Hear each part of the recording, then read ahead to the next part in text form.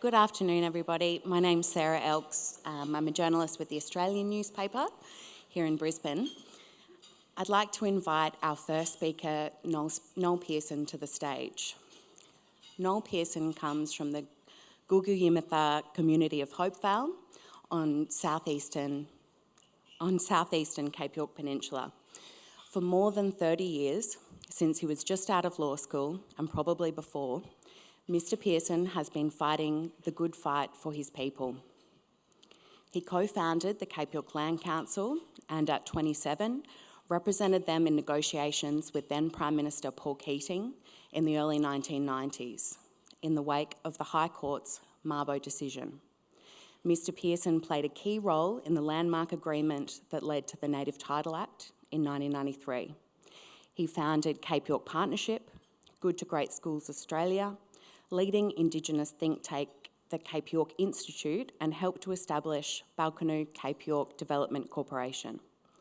Mr. Pearson has served as a member of the expert panel on constitutional recognition of Indigenous Australians and the Referendum Council. He is an advocate for and an architect of the First Nations Voice to Parliament, a renowned academic and our nation's greatest orator, no pressure. Please welcome Noel Pearson.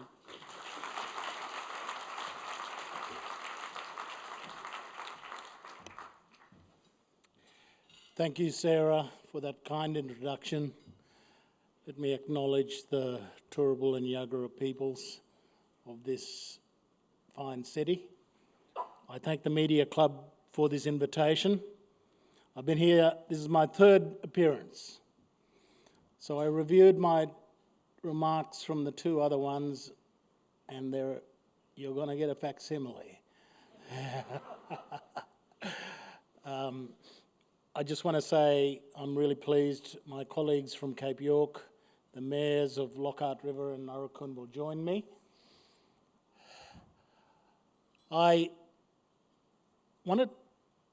So last time I was here, 2017. The Uluru Statement from the Heart had just been delivered in May of that year, and I appeared before this club in August. This is what I said. So to this club I say, you are Queenslanders. We need the people of Queensland, the media, the political leadership of this state to be at the forefront. All of the great issues in Indigenous affairs have happened in this state. Eddie Mabo, not the least. All the great changes and the reforms have come from Queensland, and we need this club and this political leadership to understand that we must lead the country. We must lead the country. This is a chance that comes around so infrequently. We're in the 10th year of our advocacy of this opportunity, and I feel that within the next year, we have the real opportunity for Australians to put their hands up for this reform. And as I say, this is a question ultimately to be determined by the Australian people. And I believe the Australian people yearn for the resolution of this issue.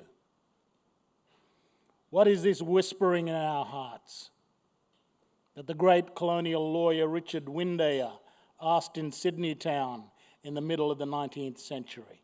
He said, "But what is this whispering in our hearts?"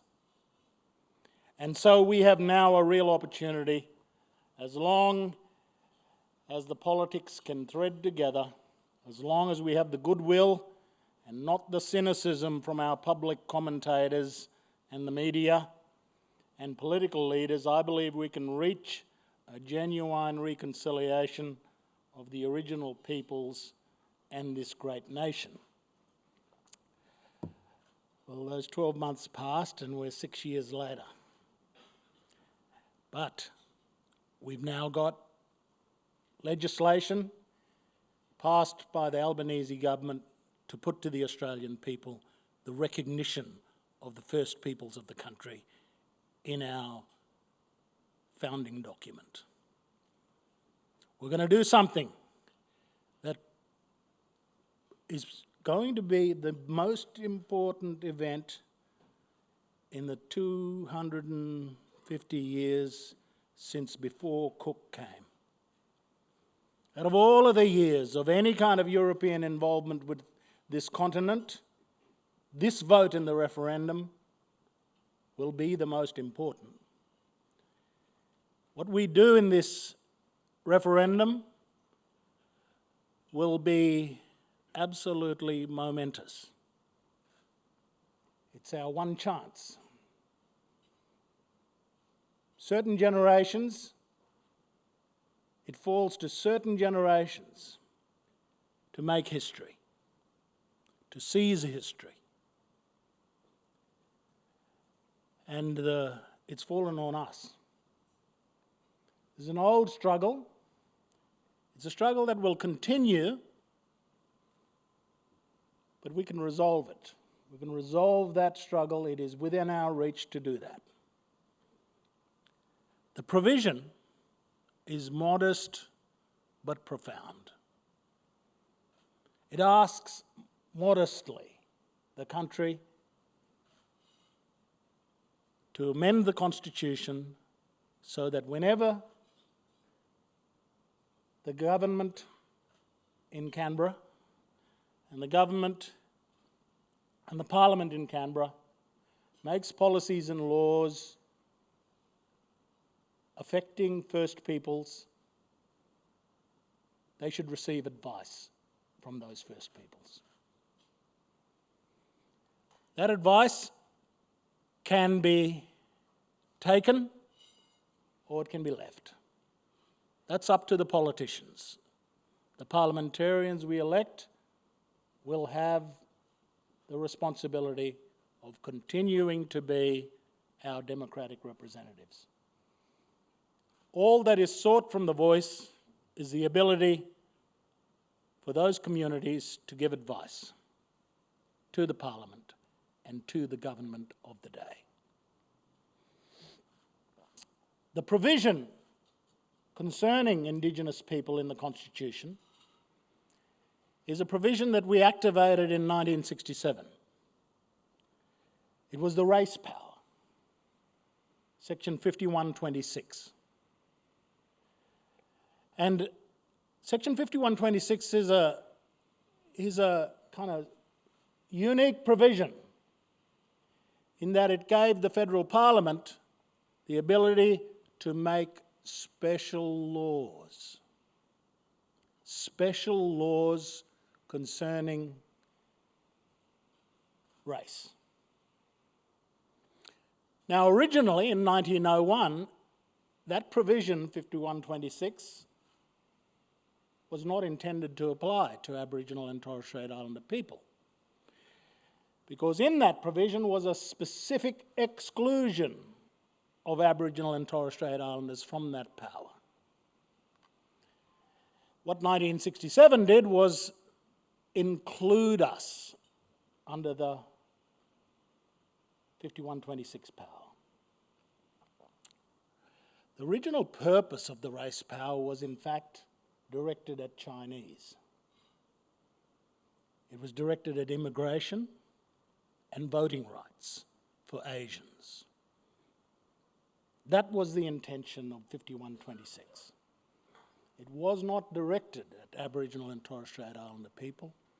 It was directed at Chinese immigrants and to exclude them from certain privileges, not the least, the right to vote. So 1967, we removed the exclusion of Aboriginal and Torres Strait Islander people, and the Parliament for the first time had the power to make laws about First Peoples. When the Parliament exercises that power, as it has with the Native Title Act and with the Indigenous Land Corporation and with the Indigenous Business Australia, all of the special legislation affecting Indigenous peoples, the those laws only apply now to Indigenous Australians. At its root, the Voice is about saying, okay, the Federal Parliament has a special power in relation to First Peoples. Should we not have the ability to give you advice about when you exercise that special power? So it's very important. The Parliament has a special power in respect to Aboriginal and Torres Strait Islander peoples. We want an ability to give it advice whenever it exercises that. A completely reasonable proposition. We also want to advise the bureaucracy, the government.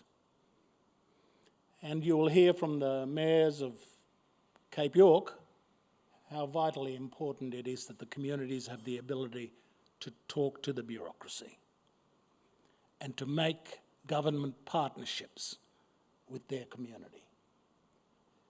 The bureaucracy needs to listen to communities if we're going to close the gap on disadvantage. So the work that we've done over the last 20 years in Cape York, directed at reforming the relationship between government and the communities of Cape York, yielded an idea that is a very simple idea but has been adopted by successive governments here in Queensland. And it is the simple idea that when we talk about giving people a voice to the bureaucracy and the government, we simply want to sit down at a table with them, a four-sided table. We want the community sitting on one side of the table with its agenda, with its intentions, with its aspirations, with its ideas. The community is sitting on one side of the table. They wanted the other side of the table, the Commonwealth Government, its representative, to sit at the other side. And they wanted another side of the table, the Queensland Government. And on the fourth side of the table, they want their own local government to sit there. And they want to talk about plans for the community. They want to talk about floodlights for the sporting field at night. They want to talk about sorting out land tenure for the old people's home. They want to talk about what are we going to do to tackle rheumatic heart disease, which children get in early childhood and they drop dead of when they're in their 30s. We've got to eradicate. We've got plans to eradicate rheumatic heart disease, which is a disease you'll only find in sub-Saharan Africa and in India and in other poverty-stricken places on earth, but no more in Australia other than Indigenous communities. There are a lot of problems to address and a lot of opportunities to seize. We've been doing great. We have got such important young trees growing in Cape York. The Mayor of Aurukun, my colleague, has her son here with us at this lunch, who's at Brisbane Boys College. And she's had two of her other sons graduate from that great school. We've got hundreds of kids in the best schools in Queensland graduating. We have, one of our girls is doing her PhD in Stanford in law. We've got a lot of exciting things happening. The crucial thing, if we're going to close the gap, is we need the scale. We need to scale the good things. And that means we need the government to work in partnership with us. Not work against us. Work in partnership with us and follow us. Don't try to lead us anymore. Follow us. We know what we're doing. We'll close this gap. You know, you can't rely on anybody else to close the gap other than the people who are affected by the problem. And that's what we have in Cape York. Leadership that's affected by the problem. So I want to say to this club, I'm so very pleased for your invitation. The country will change. So far as the First Peoples of Australia are concerned, the country will change after October. And it'll change for the better. And we will either have contributed to the new future, or we will have wasted the opportunity. The last time I spoke here, the Uluru Statement from the Heart was released 2 months before. The Uluru Statement from the Heart was an invitation from the 3% of the country to the 97%. An invitation to walk towards a new future so that we can put the past behind us. Always remember it, but never be burdened by it. And that's the promise that lies here. We're going to be very, very aware of our past in the future, but it will no longer be a burden. We're going to put the past behind us and reach for a new future. Queensland's ground zero. We've got to get it right. We've got to bring the people of Queensland with us.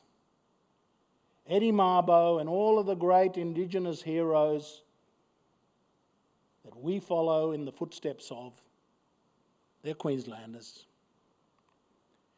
The champion Indigenous leaders, they come from Queensland. And they've laid this opportunity for all of us. Let me say one last thing. 97% means, and 3% means we can't win the referendum. Our numbers just don't count. It's your 97% that counts. You, the white fellas. You're the ones. I can talk all I like. But, you know, I only represent 3%. It will fall to you, the 97%, to decide whether we seize this opportunity. Put aside the misinformation and the exaggeration and everything else. I can't do anything about that. There's no use me talking about that. All I can talk about is the positive opportunity that's available to us as Queenslanders, as Australians. And I feel the people in this room have a particular responsibility to our state. We've got to, sometimes we've got to lead. We have to lead. History calls upon us to lead. And not waste the opportunity. So thank you very much to the Queensland Media Club for this opportunity. I really appreciate it. Thank you.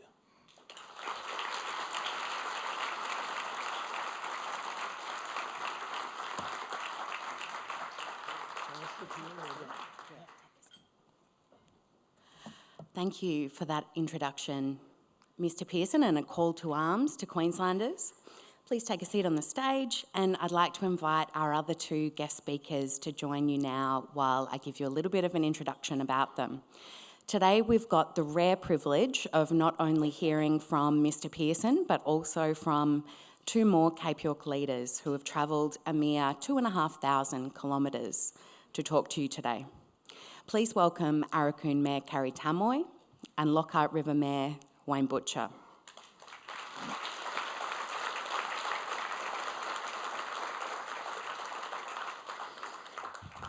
The mayors will join us on the stage for a conversation that goes beyond the politics to get to the heart of the debate from the people on the ground.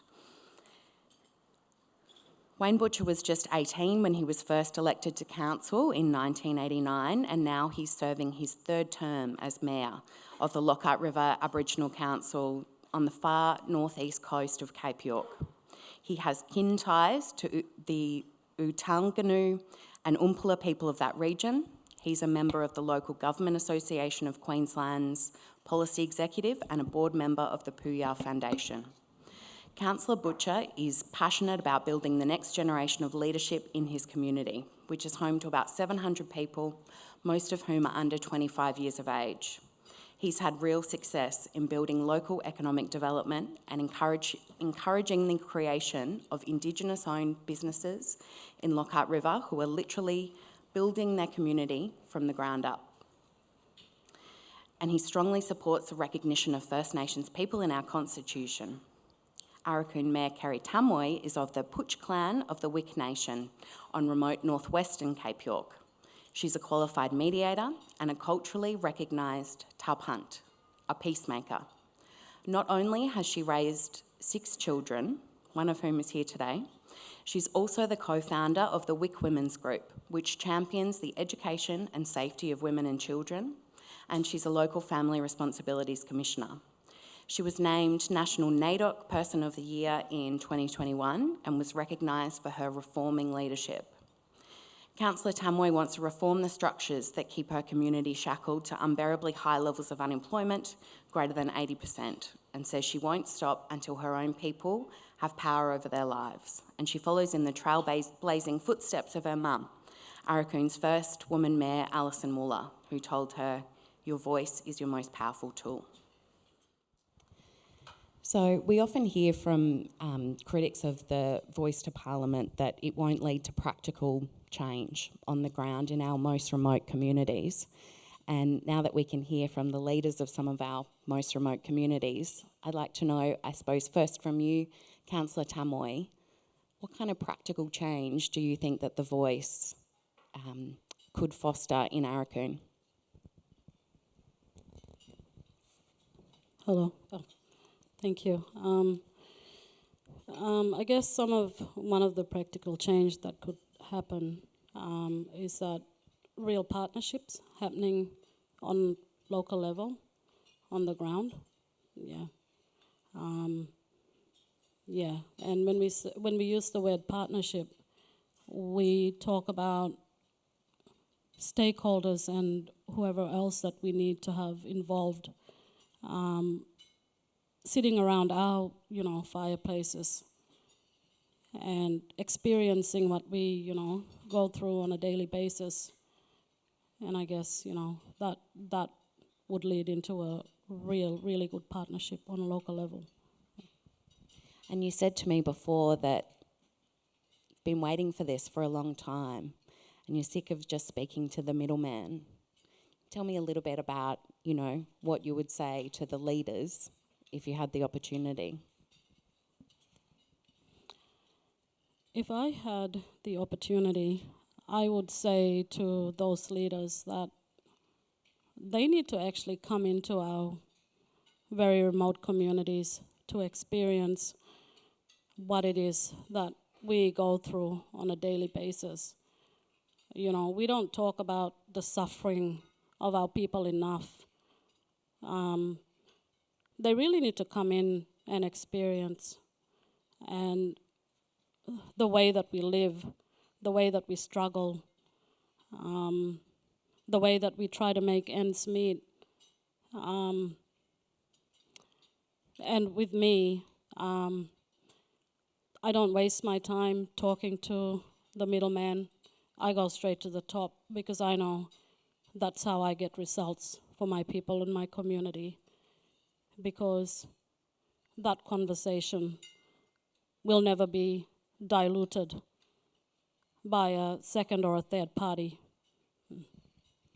Councillor Butcher, for you in Lockhart River, what do you think are the real practical changes on the ground that could come about if there is a voice to Parliament? Firstly, I just want to acknowledge the traditionals of this country and all our elders past and present, coming from Cape York. We're kind of it's a bit cold down here, but you know it's a beautiful country too as well. Two things I battle with is it's first follow Noel's speech, and you know I've known Noel since the 90s, 1990 I think, but at the Cape York Land Council in Lockhart River. The second is after a big lunch siesta. I got to try and battle with that now. But look, I've been, as Sarah mentioned, I've been the mayor of the Shire now for 3 consecutive terms and 1 unopposed term in the middle. And I've been going to Canberra in that whole 12 years too as well, I guess, and knocking on the doors at the Parliament House, talking to I guess a lot of 3 different ministers, Indigenous ministers in that 12 years too as well. And I guess the norm practice of policy or of investment is always been from the top down. You know, so when you look at the remoteness of Cape York and some of our remote communities, the gap between Canberra and Lockhart River or Aurukun or Hopevale or Kowanyama, some of the, and even the remoteness of, you know, Arnhem Land and the Kimberleys as well, is that the norm practice of decision making has always been that we know what is right for you. So we're always at almost on the rough end of the pineapple when it comes to receiving some of these policies, you know. So I guess the challenge is that no one listens, and you never get heard anyway if you do speak. So when I've seen this voice come to the forefront now, you know, and all the experience I've had of talking to ministers in Canberra and also in Brisbane, you know, I sort of think, well, whenever you guys out of the corporate world and even the educational section, no matter what organisation you manage, you want to be effective, and you want to be efficient, and you want to look at sustainable long-term growth. You can't fluctuate like a roller coaster in your organisation or in your community, because you'll never achieve anything. So I guess this is the same argument we're having now, is that we've seen legislation such as that at federal level with ATSIC, an example, but also at state level with ACC and ICC under state law. Government creates legislations, they can take it away when they feel like it. Depends on the government in power at the time, whatever the flavour of the month would be. But if the Indigenous Aboriginal Torres Strait Islander people in this country is enshrined into the Constitution, then I guess you have sustainability, you guarantee sustainability over a long time. And that's the only way you can influence change. If you can only influence change for the better, if you have stability. Thank you. Can we have an extra microphone up here if there's one floating around so that we've got one for each of us? I wanted to ask Mr. Pearson, it's a weekend, we're already a bit tired since the official campaign started. How do you think it's going? Are Australians going to vote yes? And you mentioned the fight needs to be fought and won in Queensland. Does the campaign need to be tailored specifically for Queenslanders, and how do you do that? That's about 47 questions, so sorry about that. I'm feeling good about the campaign, and I'm feeling that over the next 3 months, if we project the messages of how important this is for the practical benefit of communities, particularly traditional and remote communities. I can't emphasise enough. I work with people throughout the Kimberley, throughout the Northern Territory and Cape York. And I've got to emphasise, for those communities, this is the last great chance, the best hope we have for those communities. So it's crucial we get this right. We've got to get the message out there of positivity, not be dragged down by negativity. Our message has got to be one of friendship and hope. Whatever fears are being generated around the countryside about the Voice, I think we've just got to take the view that our message of unity and trust and friendship will prevail over the voices of fear and contempt. That's what we have to do. And I'm feeling good about that message. I'm starting to see evidence of it amongst our non-Indigenous brothers and sisters. But one thing I can't release you from is for you to take responsibility. You, the white fellas, have got to take responsibility for this. This is your constitution. This is your nation. And it's your children's future that depends on this to get it right. So, Sarah, it's going to be a hard 3 months, but I believe that a campaign based on positivity and friendship is ultimately going to prevail over the voices of fear and prejudice.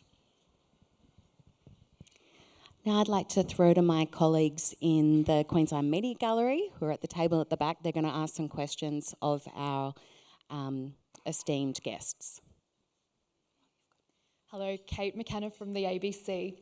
Mr Pearson, thanks for your speech, and great to hear from Mayor Tamwoy and Butcher as well. Mr Pearson, you've said Queensland is ground zero. Are you worried at all by the recent polls which consistently suggest or seem to suggest that Queensland could be the state least likely to vote for the Voice, and why do you think that is? All of the states are a challenge. Changing the constitution is not easy. We need a majority of voters across the country, but we also need a majority of the states. So 4 states are needed to win a referendum. I come to you, and Kerry and Wayne do as well, as Queenslanders. Eddie Mabo was a Queenslander. We would like our own state to back us. We would like our own state to own us. This is the ultimate state of origin,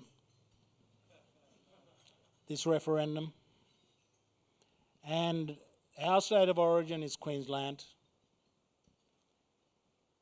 If we're going to achieve reconciliation, if we're going to achieve an understanding for the future, we need to show the way here in Queensland, and I believe we can.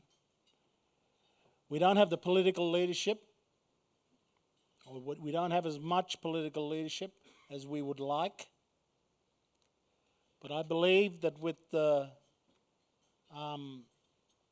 support of the Queensland community, we can get it right. We can get Queensland on board for this change. It's a crucial state. And not for a minute do I believe this state is lost. Absolutely not. We've got the fundamentals of a win here in Queensland. I'm just asking Queensland to own the legacy of Eddie Mabo, to own the legacy of John Kowata, to own the legacy of Evelyn Scott.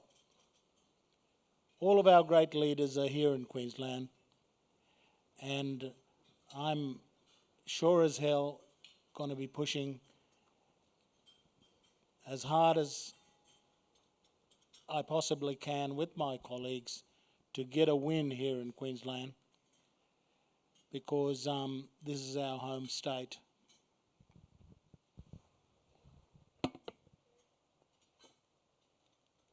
Hello. Sorry. Oh, here we go. Thank you. I'm Eden from The Guardian. Just had a question about, the Palaszczuk Government is obviously supporting the Yes campaign on The Voice, but they haven't committed to raising the age of criminal responsibility. They don't want to go it alone on that. How do you think that kind of policy fits with The Voice? I'll just make an example, if that's okay. In Aurukun, we've been talking a lot about LORE and how that fits into LAW.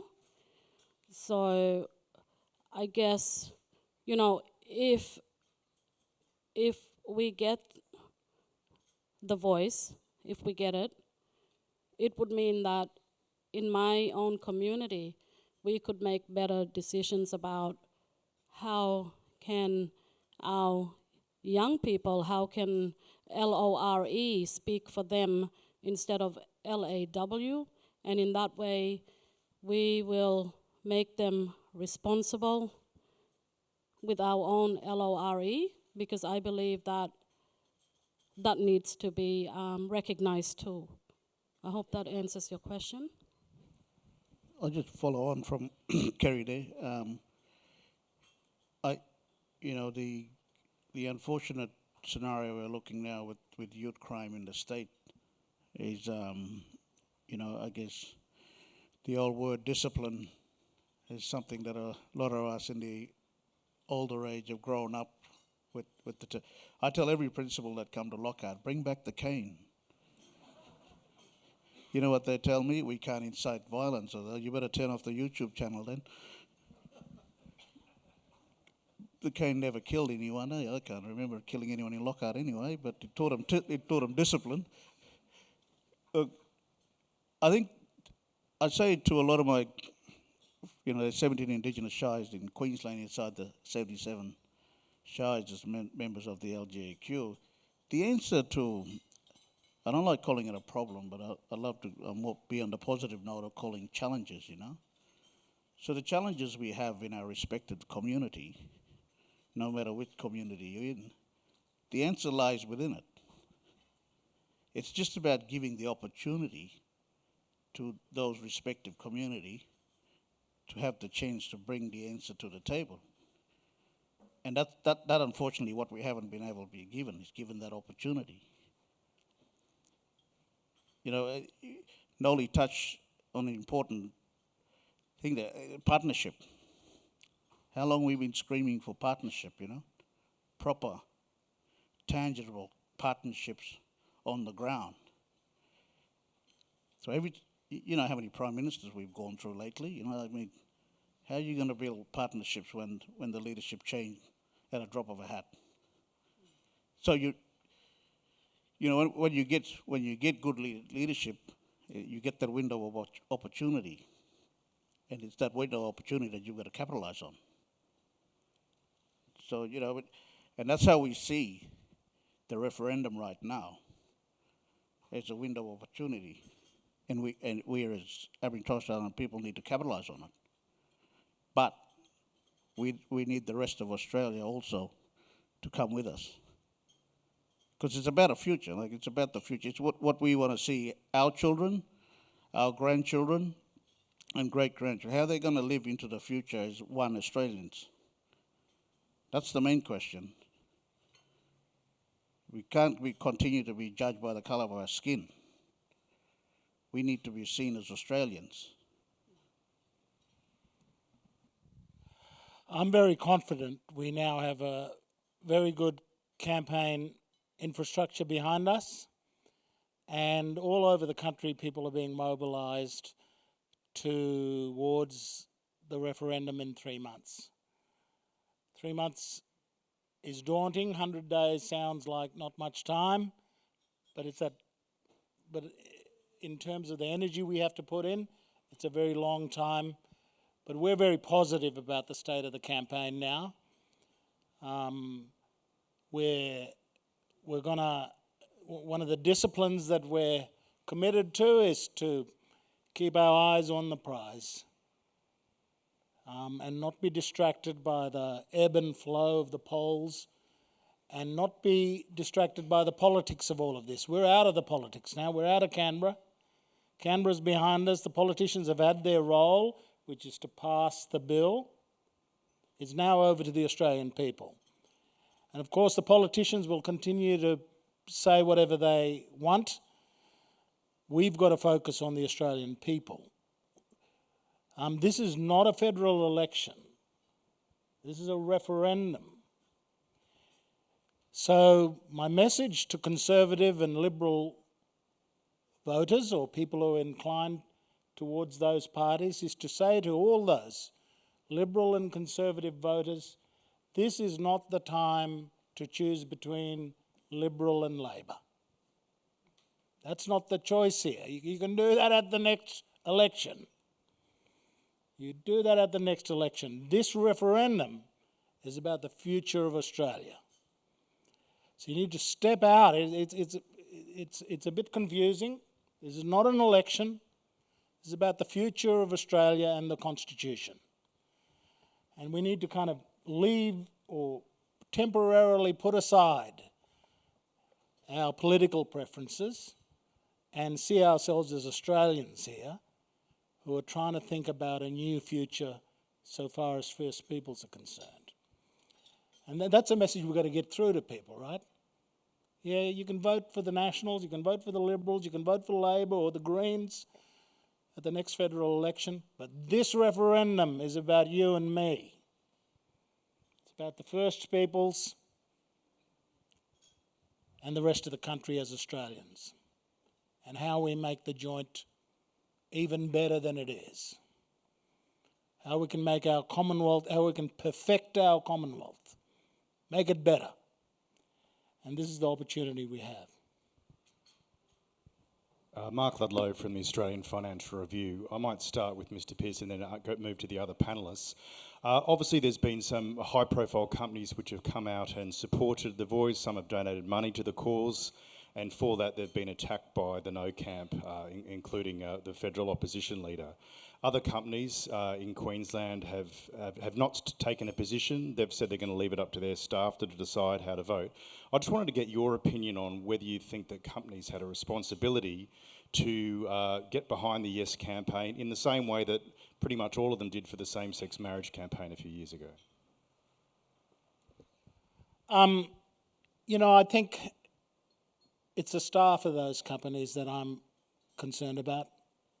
I want to get a message to them as citizens, as Queenslanders, as Australians. The choices made by the company boards and so on, that's up to them. But I want to speak to their staff. I want to speak to them as Queenslanders and as Australians. I'd like Wayne, Kerry, myself and all our colleagues across the country to have the opportunity to talk to your people. That's the most important thing from our point of view, to give us a hearing, to give us a chance to talk to Queenslanders and Australians in their workplace, wherever they might be. And that's what we're going to be doing over the next 3 months. Our priority, you know, the position that companies take is not nearly as important as their people. We need to talk to their people. And we want an opportunity to put our case to them.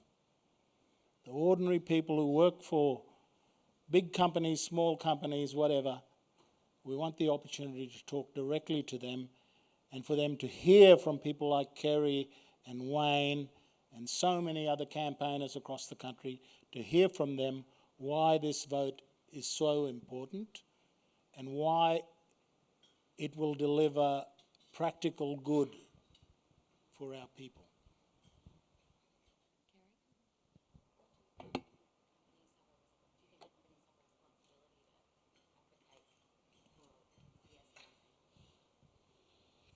For me, I think it's exactly what Noel said. Yeah, it's good to have the support of big companies, but it's the people that matter. It's the people's votes that will matter, you know, in the referendum. So I guess just what Noel said earlier, yeah. Look, I was yarning to someone earlier about the way of doing business into the future, and I'm a big fan of innovation, you know. A lot of people say, you know, think outside the square, and I always say, well, why put the square there in the first place? And that's the way, I guess that's the way I see when the corporates and some of the big companies get involved, because for us Aboriginal communities, we've only dealt with one group of people, and that's been the government. And the government's way of doing business has always been paternalistic. We know what is right for you. Never, that's why we talk about modern day partnership, never ever come and said, how can we work together to address the challenges you have in front of you right now? I've spoken to ministers for Yorks. I used to be the CEO of the Shire there for, 4 years in the late 90s into the early 2000s in the Aboriginal Council structures. But the way of doing business has always been the same. So when investment leave Canberra, and a lot of people say, you Aboriginal mob, you get plenty of money. But when money leave Canberra, it has to come to Brisbane first. Then when you're in remoteness, it goes to Cairns before it gets to Lockhart. So you just imagine how many people have taken a bite of the cherry on the way through. So, and then you wonder why. Look, there are great investment in health, in education, more than we ever had. And I was having a yarn with someone the other day about, in Cape York and Torres Strait, the health is worth 430 million or something, in that. It would be cheaper to give everyone a health card at a ceiling of 50 grand each and you go buy your own health. Because of that structure, everyone's investing in the delivery, not the outcome. The life expectancy of an Indigenous male adult at Cape York at the moment is down to 55 years old. I'm turning 53 next month. But, there's some really sad figures out there. I've travelled the world and I've had the opportunity to travel Australia too as well, but there's no place like home, And when I come back home and jump under the shovel and bury people younger than me, some days I go back, lay in bed and go, what the hell's going on here? But that's where we're at. By saying no, what are you saying no for? What's the alternative? Is there any alternative out there? If they want to make it a political football of the campaign, then Dutton put something on the table. Just like any debate. You got to have an alternative. If you don't have an alternative, well, we can't stay in the position that we are right now. The last 10 women we laid to rest in our community in the last 5 years, there were only 3 elderly. You know how old the other 7 was? Under the age of 45. Now, I can go on forever and give you stats, but I'm not interested in stats. I'm interested in how we can improve into the future. Yes, please, Keri. Can I say something? The multi-million-dollar healthcare system that we have in place for our people is failing us miserably. Like Mayor Butcher stated, he's had to bury his own. I've had to bury my own. When I go home, I've got to prepare for 2 funerals, one on the 14th and one on the 20th. And I sit here with heavy heart because How many of our people must continue to die well before their age, before Australia does the right thing by us? We are all Australians. Thank you.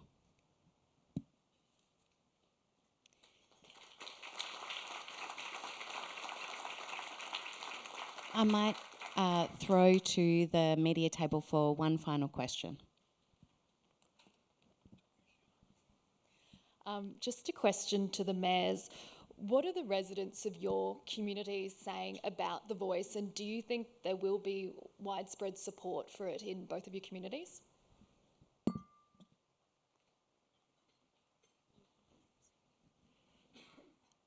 I think it's only common sense. There's a two way of looking at it. We stay the way we do business right now and invest in failure. If you invest in failure, the outcome is inevitable, eh? It's going to be failure. So there's only one choice into the future. And the choice is to change the way we do business right now, whether it's with the federal government, the state government, or with fellow Australians. And the only people who can help us pass that post, as Nolly said, it's not a political election here, it's a referendum. There's a moral question on the table here. In our language, we call it puya, your heart. That's where your decision got to come from.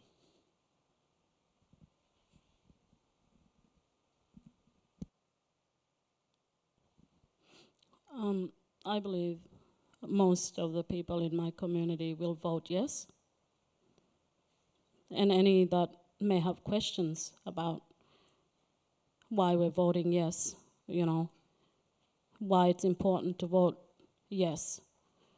If any of my people have any of these questions, then it's as easy as sitting down and talking with them.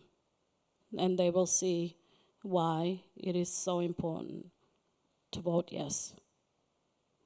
And I'm just going to add something. On Saturday, I saw a very lovely thing with my son and his friends, boys that are non-Indigenous. And when Noel was talking about we're all friends, then that undiluted respect and love that was shown between the boys, they didn't see color, they didn't see race. They just saw another brother.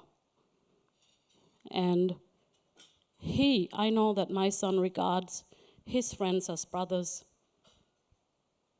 And that's what we're asking for, the brotherhood and the sisterhood. We are relying, and I said this before, we are relying on the good hearts of everyone here in this room and anyone else out there that you all can influence, to vote yes.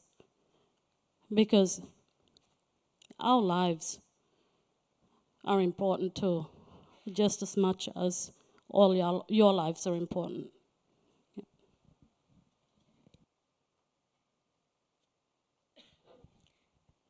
One last word from you, Noel. Were you reaching for the microphone?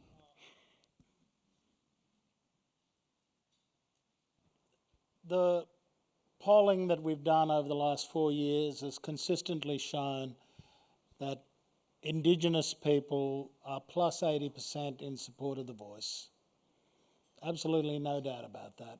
Indigenous Australians, First Peoples, want this voice to happen. They support the invitation of the Uluru Statement to the rest of the country to unite in this modest but profound idea that the First Peoples should at least be able to provide advice to the Parliament and to the government about matters affecting them as a people.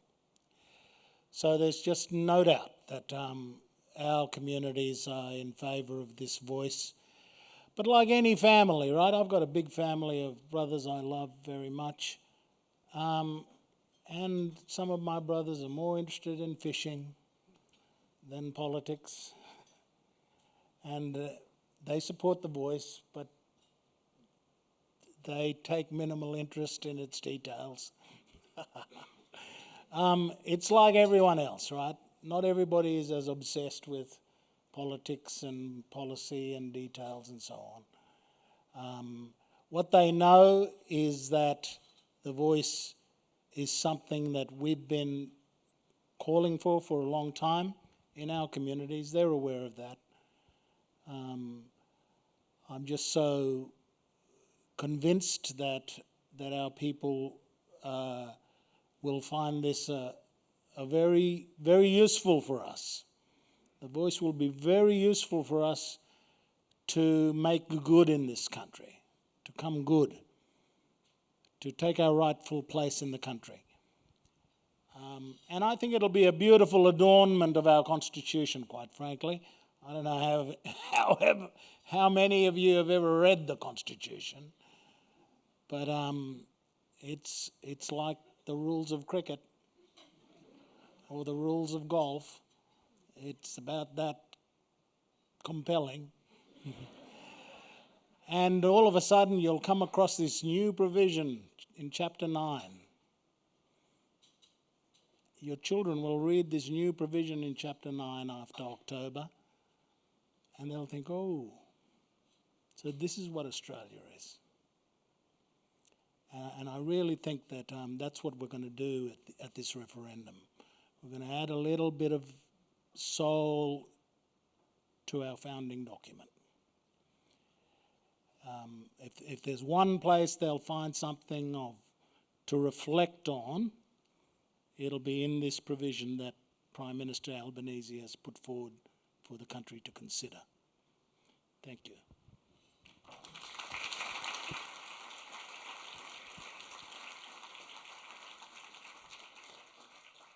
And that brings us to the end of our lunch today. Please join with me in thanking Noel Pearson, Keri Tamwoy, and Wayne Butcher.